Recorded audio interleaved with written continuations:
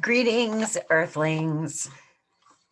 Zube here with a message for today. So if you're interested in a personal reading, astrology, or tarot, my information is down below. We just had the solar eclipse. It was this morning. I still didn't look up the time. It was at like 4:52 a.m. Mountain Time. So I explained the eclipse yesterday, and today, like I said, I feel like we're going to get kind of flashes or ideas of like something is loading up. Here goes my damn phone again. Like something is loading up, but it's just like flashes on a screen. And so we don't know the whole thing yet, but here's what I got. Okay. What I started doing a few years ago is whenever I saw a meme on Facebook, and this is so stupid, but it's not really, it's really brilliant. I'm really brilliant sometimes. Whenever I would see a meme on Facebook and I would be like, oh my God, so and so needs to see this, like that ego voice in my head, I would be like, oh, wait a minute, actually, like, do I need to see this? Like, and I turn it around on me. Anytime I think that somebody else has got to see this, I turn it around, right? And I'll be like, and usually, because if you spot it, you got it, projection and all that. But when I turn it back around, I'm like, oh, I see you in there, even if it's just small. It's like self-evaluation, okay? We have the moon in Gemini. Obviously, the solar eclipse was in Gemini. So we're looking at our environment, the people that are around us. Who do we talk to every day? What do we surround ourselves by? What do we like ingest, as far as even news, and do we take in gossip? Do we, what are we like feeding ourselves with emotionally, and mentally, right? Primarily. So, because we're not talking about Taurus here. If we were talking about pizza, we'd be talking about Taurus. Anyway, and the moon is squaring Neptune, and Neptune is spiritual, but here we can get really confused about I I'm right and they're wrong, and I see this in them, but like it's also in here.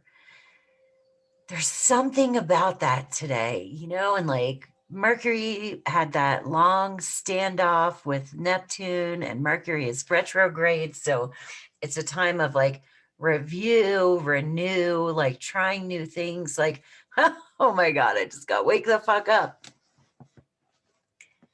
What kind of problems are you causing yourself? Okay.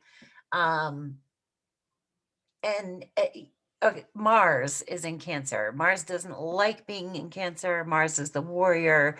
Cancer is like mother energy. So it's like a warrior at mom's house. And, I'm thinking of like, well, what would a warrior do when he goes to his mom's, right? Is he like this big badass out in the world? And then he goes home to mom's and he's like, I want this.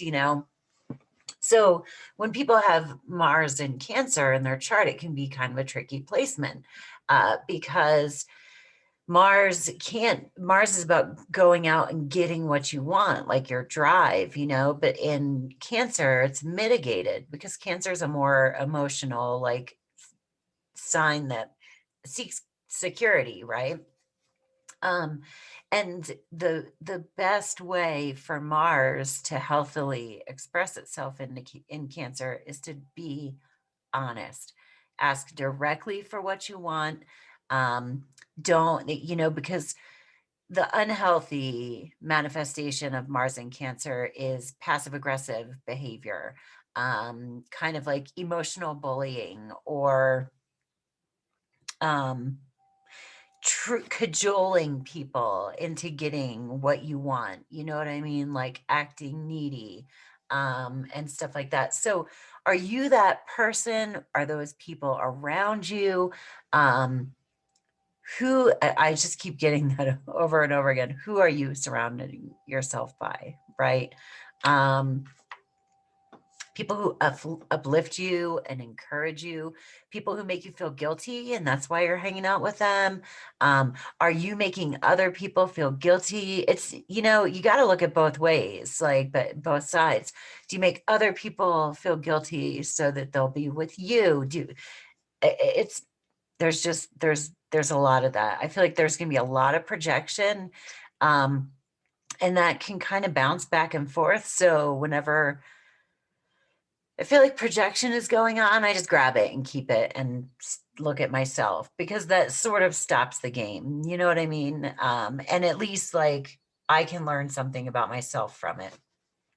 And I don't throw the projection word around, not at other people, you know, in conversation, but it's so fucking pointless to be like, are you projecting? You're projecting, because, you know, unless it's after the fact and you're not in a heated argument, maybe you're talking about projection, but in the conversation, anyway, look at your damn self. Look, pick up a mirror and fucking look at yourself.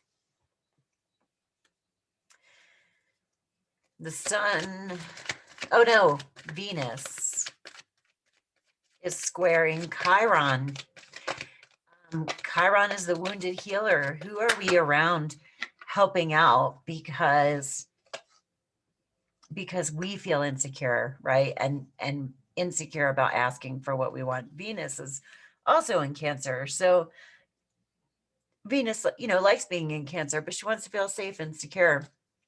And with that square to Chiron, maybe we're just being around people that don't really uplift us, because it's just easier, or it feels better, or they, you know, they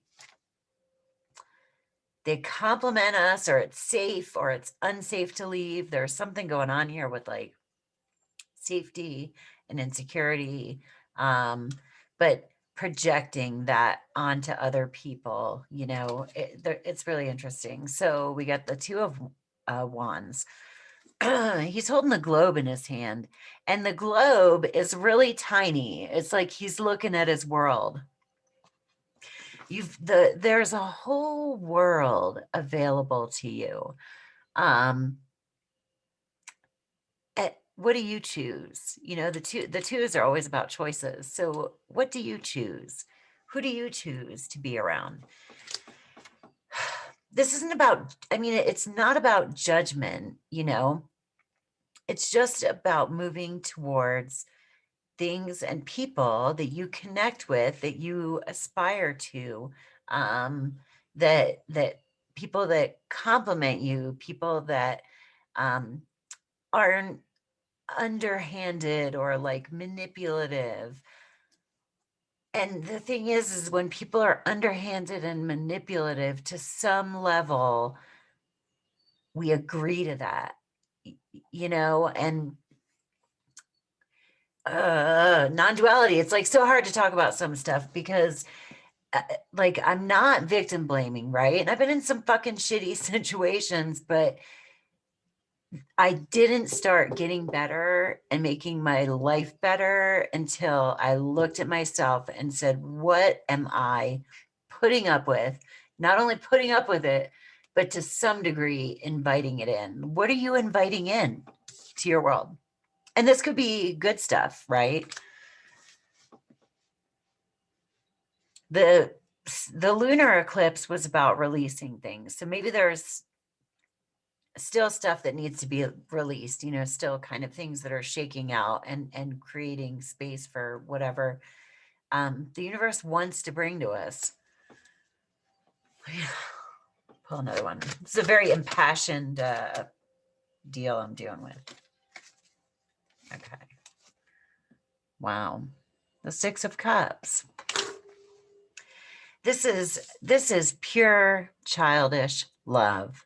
You know, this little boy is giving the little girl a cup with flowers in it. And the feeling behind the card, it's called the soulmate card, because it's like, even with soulmates, like, yes, like there's sexual relationships, but with a soulmate, you feel that childlike, genuine care and concern for one another, right? So, but this is about who shows genuine concern and care for you. And is it you? Do you show genuine concern and care for you? Okay, let's pull an oracle. It's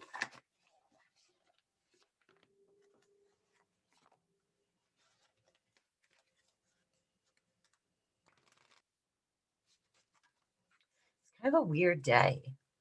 It feels expectant, but like nothing's showing up. And Spirit's like, yeah, that's right. Are you okay with like nothing showing up? Are you okay? Do you know you're still loved? Identity, recognition, self-awareness, examine. Yeah. Look in here, right? In here.